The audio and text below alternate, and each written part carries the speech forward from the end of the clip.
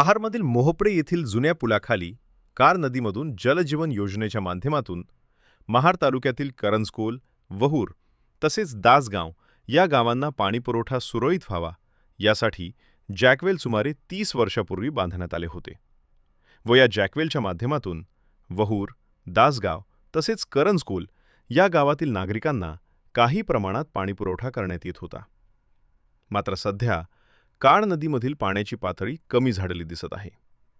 काळ नदी पात्रात मोहपरे पुलाखाली चिकन व्यावसायिकांनी चिकनचा कचरा पुलाखाली पाण्यात टाकल्याने परिसरात पूर्ण दुर्गंधी पसरली आहे.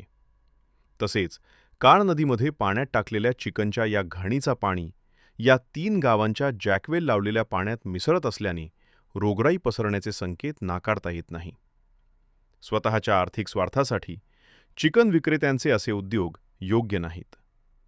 कचरा उचलण्यासाठी महाड नगर परिषदेची घंटागाडी दररोज संपूर्ण महाड शहरातील कचरा गोळा करत असून मग महाड नातेखिंड येथील चिकन व्यावसायिक चिकनमधून निघालेल्या घाणीचा कचरा महाड नगरपालिका प्रशासनाच्या घंटागाडीमध्ये टाकण्याऐवजी मोहपरे पुलावरून काळ नदीमध्ये टाकून 3 गावातील नागरिकांच्या आरोग्याशी का खेळत आहेत हे प्रशासनाने जाणून घेणे गरजेचे वाटत आहे.